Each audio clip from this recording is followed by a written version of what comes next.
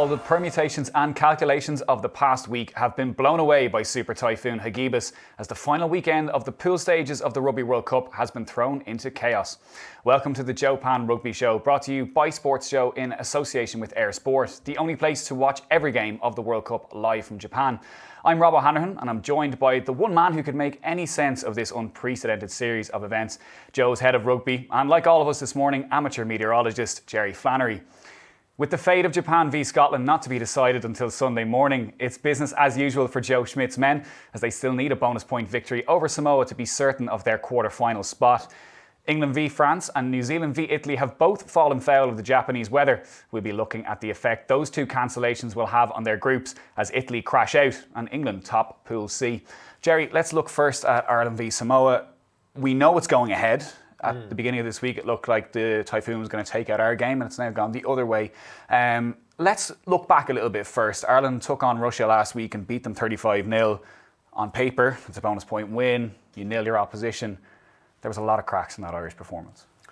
Yeah, I think it's fair. I think to put it in context in terms of the tournament, if you look at how someone like England was building across their first three games, like, you know, a pretty, on a scoreboard, like they got the job done against Tonga, they got the job done against USA, and then against Argentina. Obviously, they were building towards that.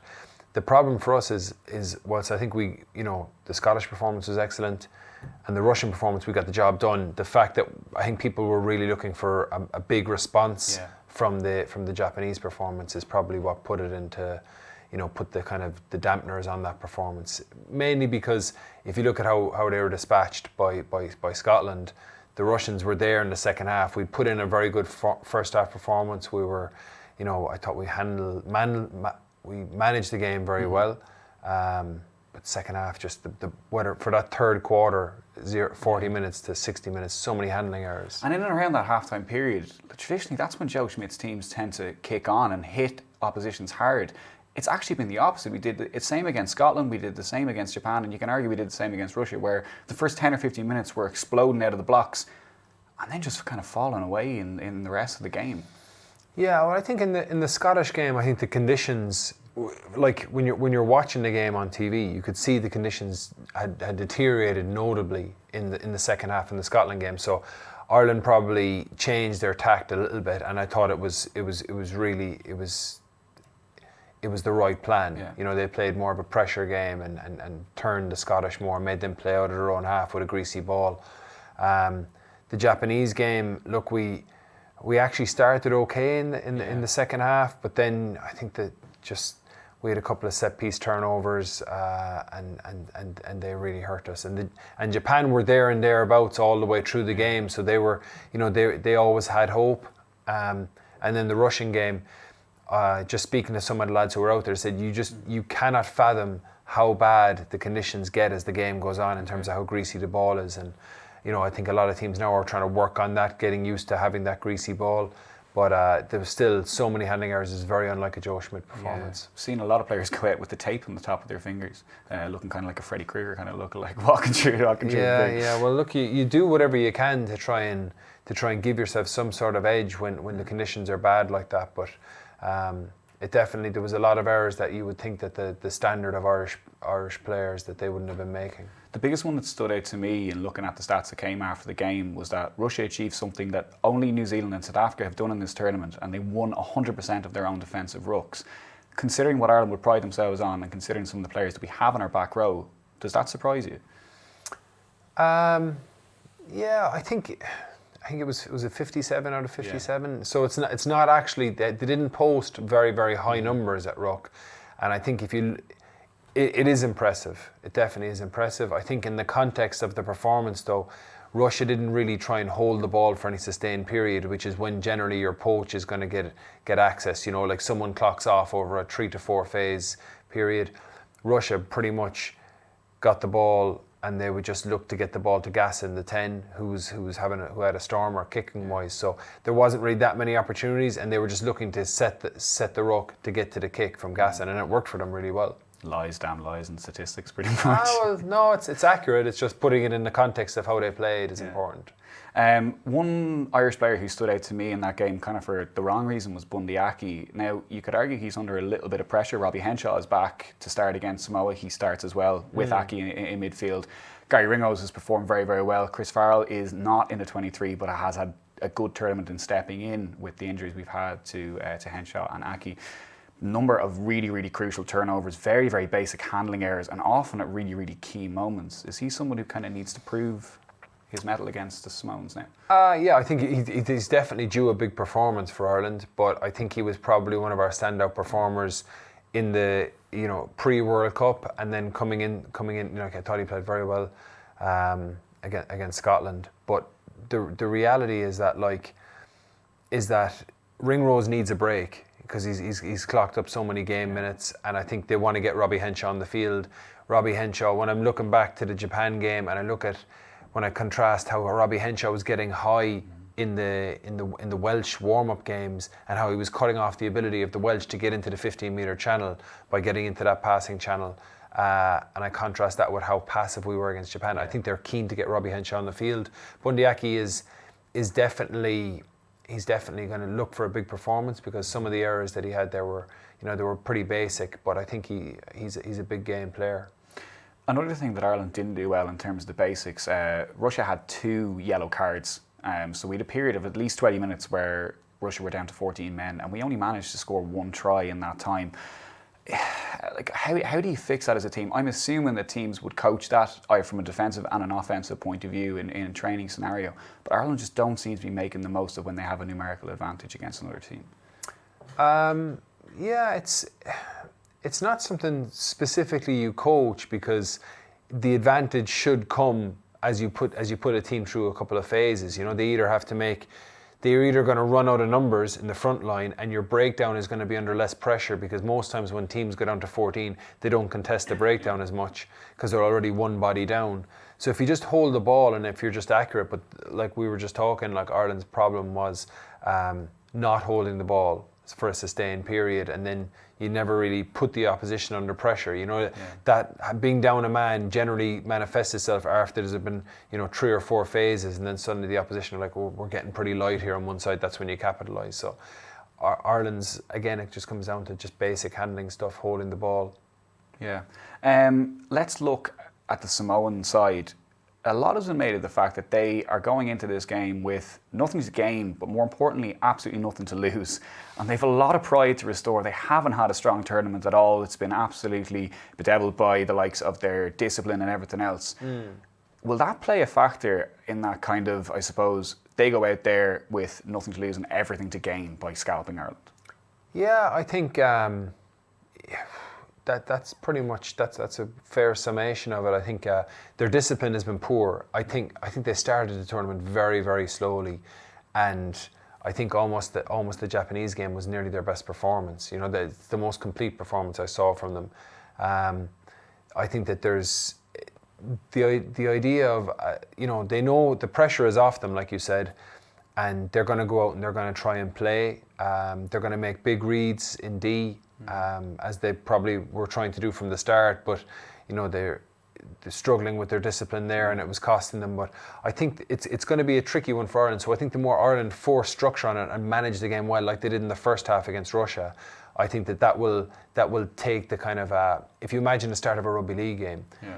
Teams never want to have long passes or give the oppositions something to hit to energise them, because everyone's fresh. You want to have that with the Samoan game to start with. You want to play structured rugby and keep it within control, and then second half, when it starts to open up a little bit more, maybe in the fourth quarter, that's when you should be allowed to play a little bit more in structured rugby. Let's focus a little bit on those discipline issues, because for a lot of them, I can understand, say for example, losing a player to a yellow card for a high tackle as someone's going over, or like something involved where you kind of your professional foul kind of scenario.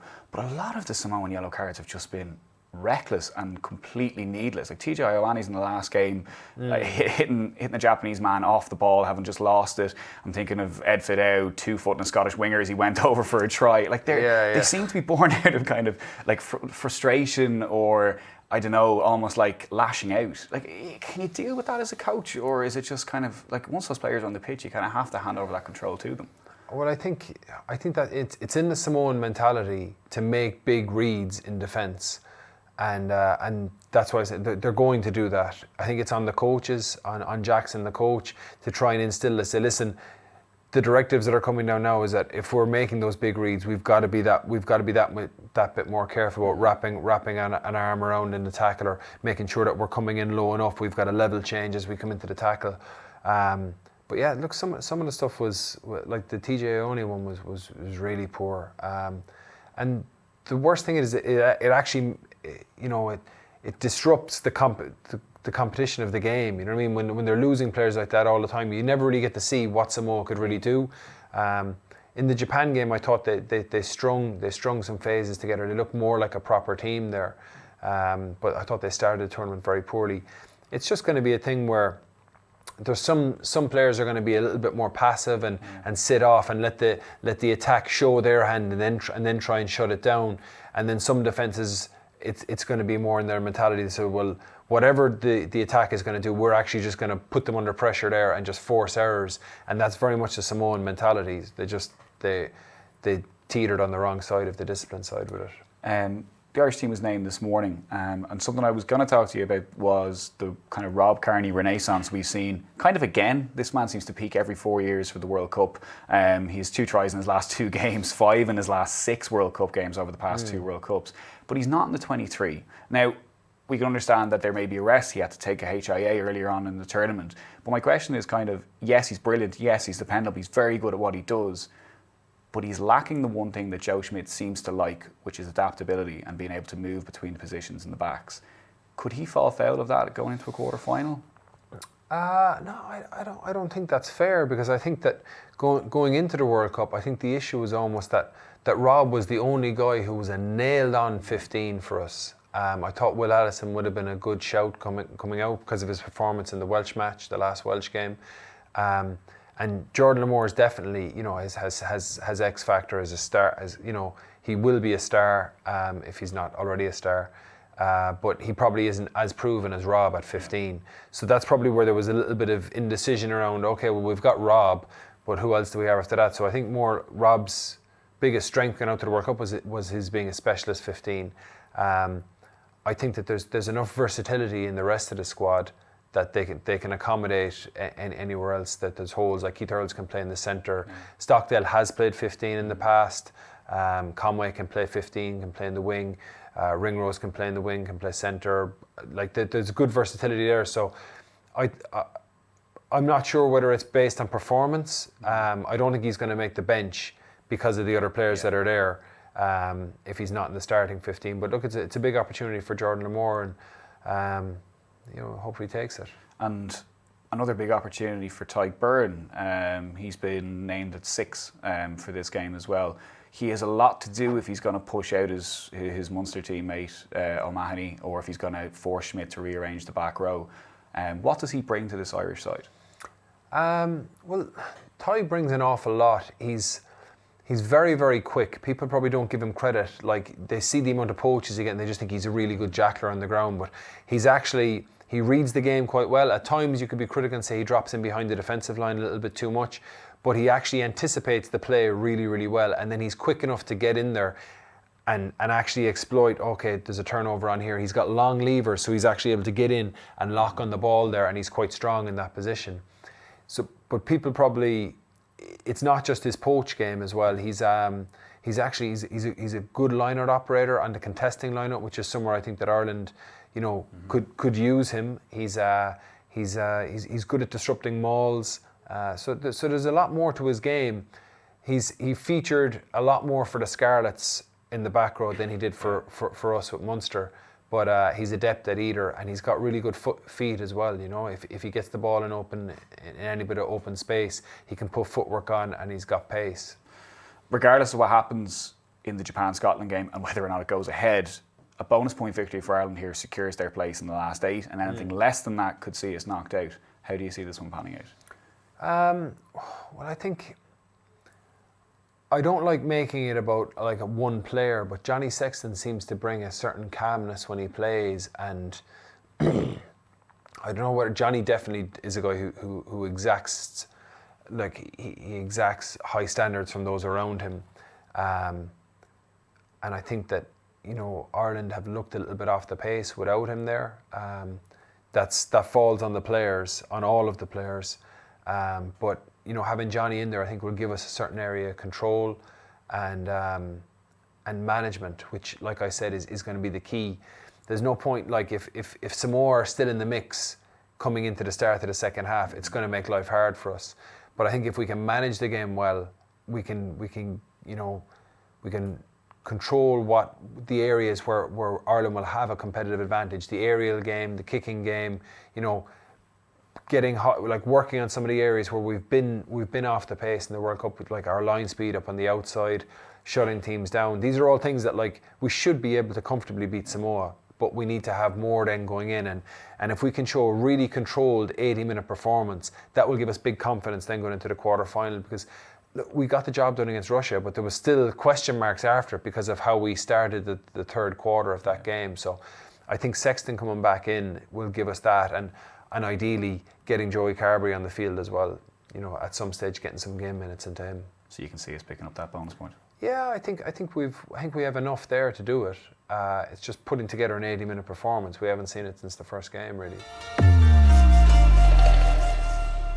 Jerry, Super Typhoon Hagibis is to hit Toyota and Yokohama on Saturday. Now, what we know already is that England v France has been called off. That means England top Pool C and France come second. And we know that New Zealand and Italy is off as well, which means New Zealand top Pool A and Italy, or Pool B, sorry, and Italy go crashing out.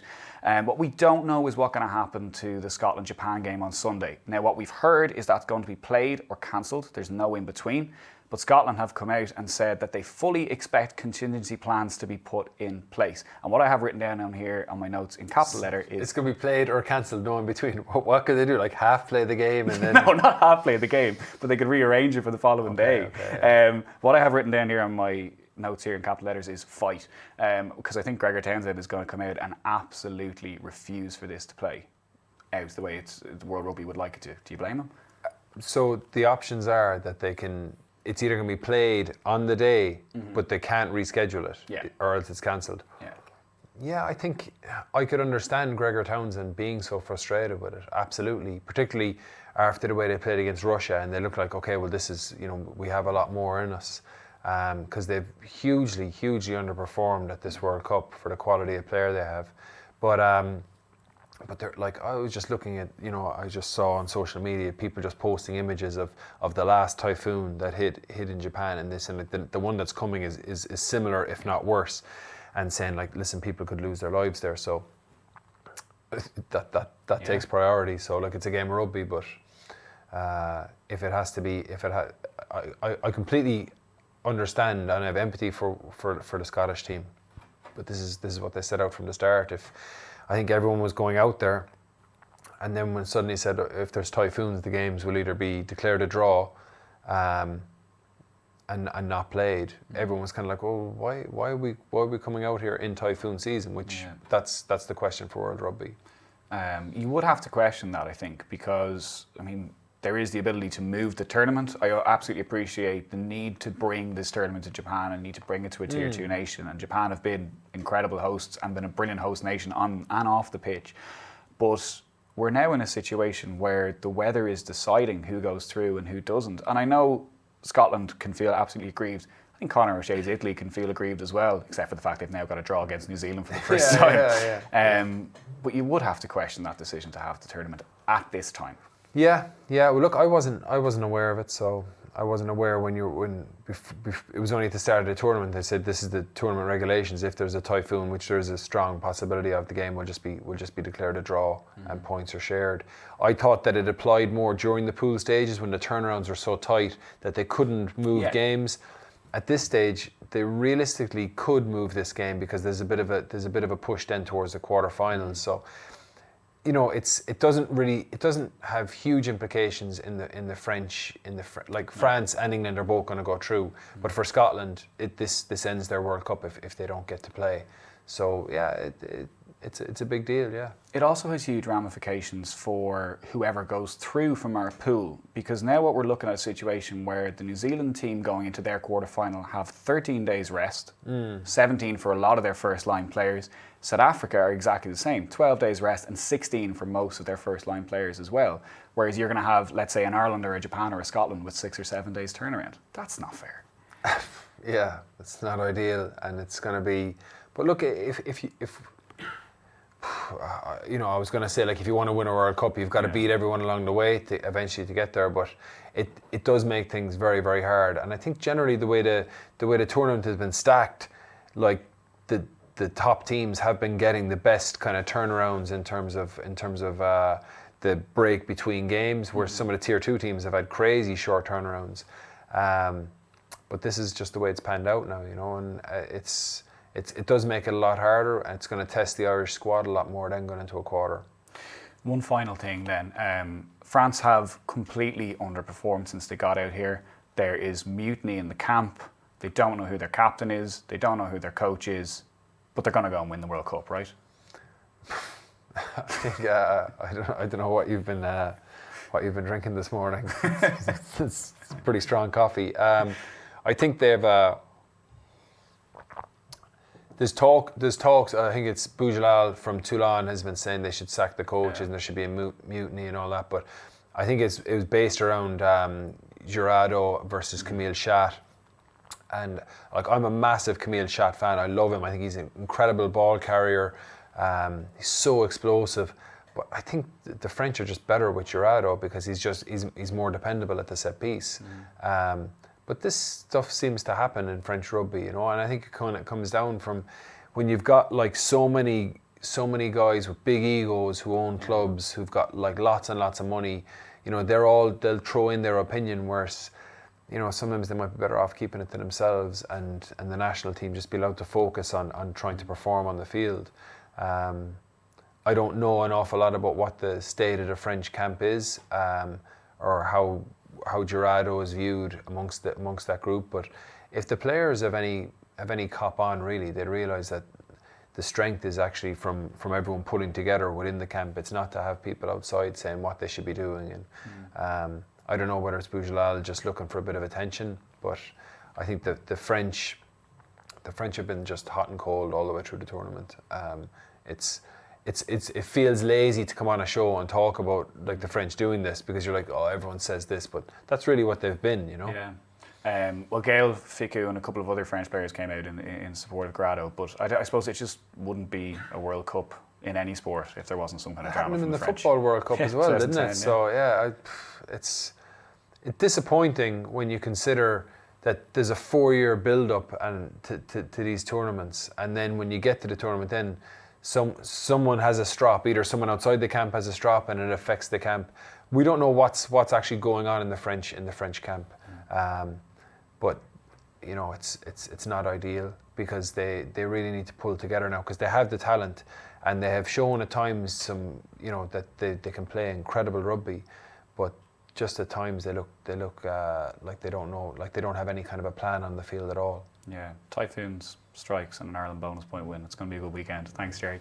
And that's all we have time for in this episode of the JOEpan Rugby Show, brought to you by Sports Joe in association with Air Sport. A reminder that Ireland v Samoa is available live on the Air Sport package this Saturday.